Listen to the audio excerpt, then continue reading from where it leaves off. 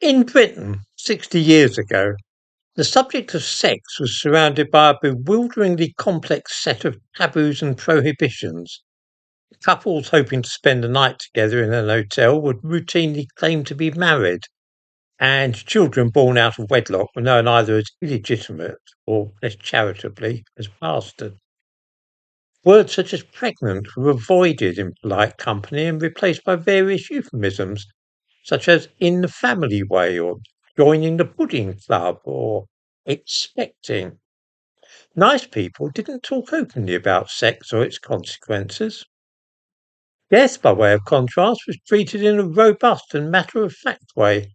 The custom of keeping the coffin containing the corpse in the house on the night before a funeral was still around in the 1960s, and people spoke without embarrassment about the death of family members. Death was considered a proper topic of conversation in a way which sexual activity was not. Today, attitudes to sex and death have been neatly reversed. The most breathtaking candour surrounds sex, and what would once have been regarded as monstrous perversions are discussed freely on television or mentioned to children in sex education lessons at school. Death, on the other hand, has become a forbidden topic, with even the very word being considered a little indelicate. Newspapers go out of their way to avoid printing those alarming words, death or dying, and they substitute instead expressions such as passed away. Not long ago, a genteelism like passing away would have prompted howls of derision from many people. Today, it is de rigueur, even for the police when announcing the death of a murder victim.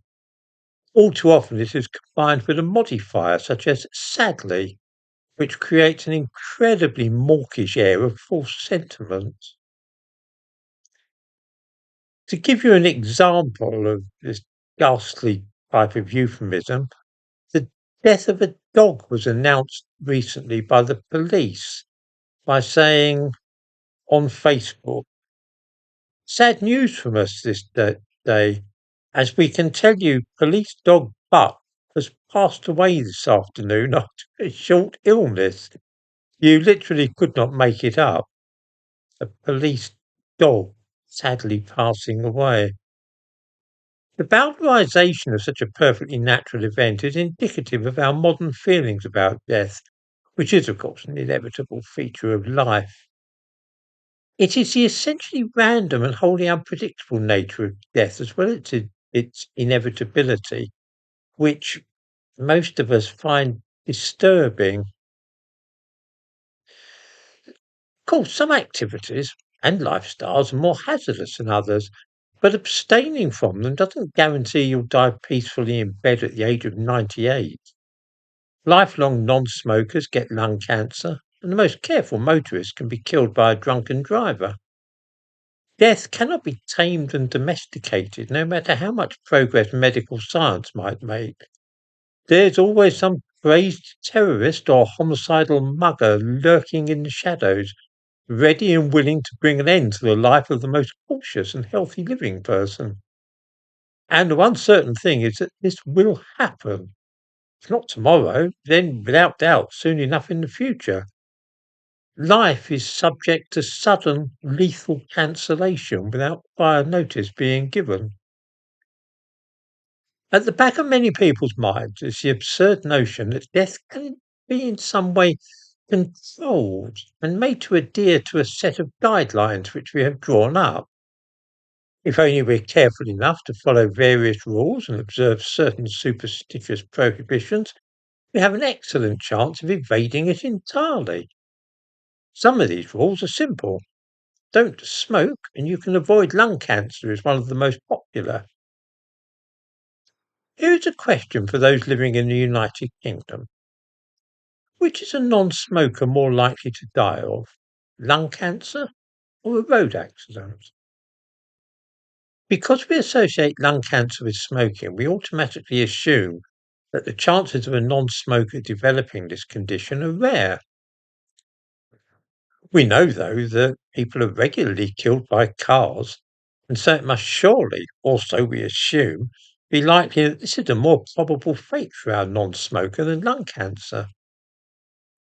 As it happens, the chances of dying of lung cancer are at least 2 or 3 times as great. Between 10% and 15% of deaths from lung cancer are among non-smokers.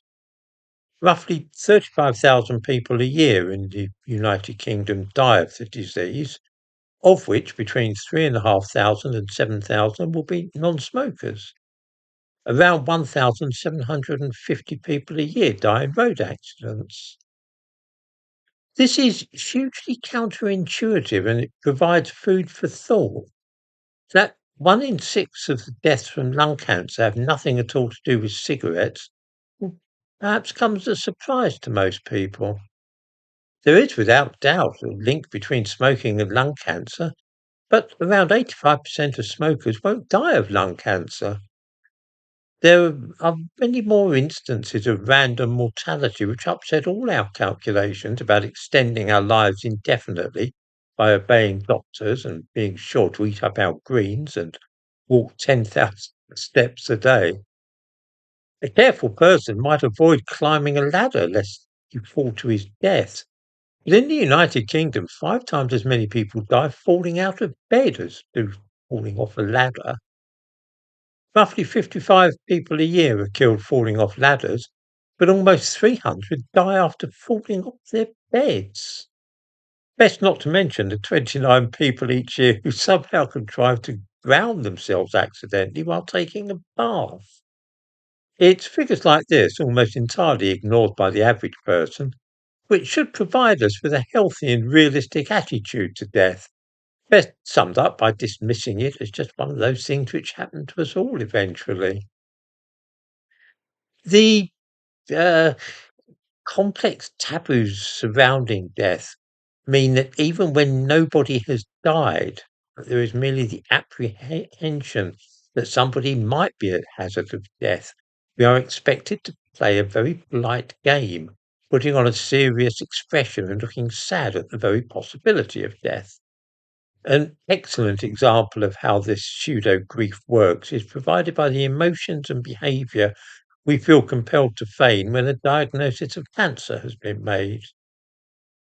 Hearing that somebody has cancer forces us to contort our features in a mask of sympathetic concern. However cheerful we are feeling ourselves, and no matter how well our own life is going at the moment, we have to pretend to be awestruck and deeply saddened.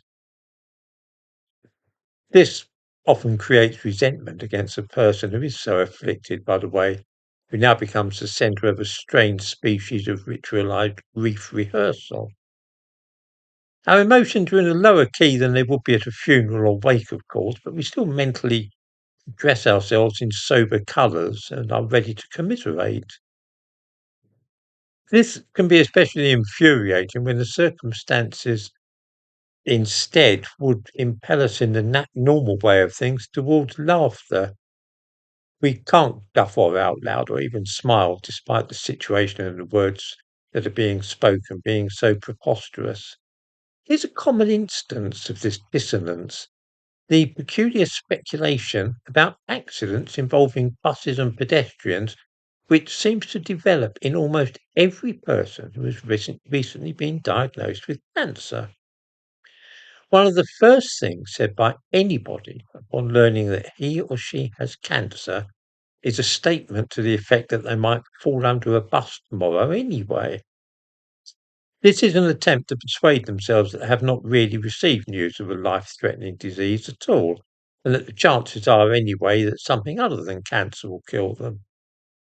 Inevitably, we make the traditional response, which is to shrug and say, "Oh, that's true," and then remark that any of us could be taken at any moment. What we really want to do, of course, is point out what a foolish thing has just been said. The overall mortality rate in the Western world from cancer is extremely high, whereas the number of people who die under the wheels of buses is fantastically low. On a personal level, every person I've ever known who has said on being diagnosed with cancer that they could end up falling under a bus has actually died of cancer. To my shame, I've never yet had the courage to point out what a truly ridiculous scenario this is. The idea of a person being diagnosed with cancer on a Monday and then the following day going under a bus. I mean, really. The actual figures for the two hazards are interesting. Approximately 450 pedestrians die each year in road accidents in the United Kingdom. Perhaps half a dozen of these are killed by buses, one person every 2 months or so. By way of contrast, 165,000 people die of cancer in a typical year, which is to say 450 a day. It's easy to see that cancer is a considerably greater threat than the wheels of motor cars and buses. Of course, almost every reader of this book has had a similar experience of finding something grotesque and in other circumstances might find it funny about the subject of cancer. The situation with death and cancer, any other cause, is absurdly simple. Our mothers, fathers, husbands, wives, children, and friends will all die, and there is little or nothing which can be done to prevent it.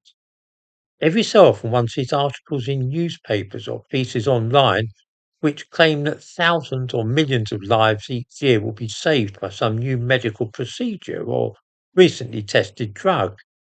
This is quite false. Those lives will not be saved at all.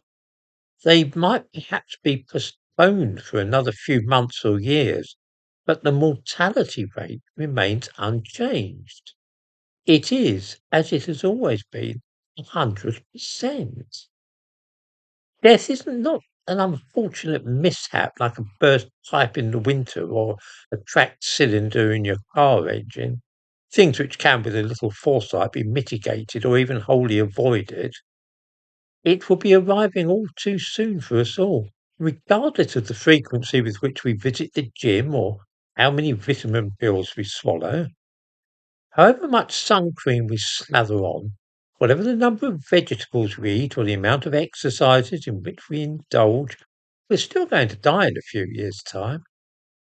The sensible person simply accepts this and doesn't trouble to fear the approach of death, knowing that it is as much an integral part of life as his birth.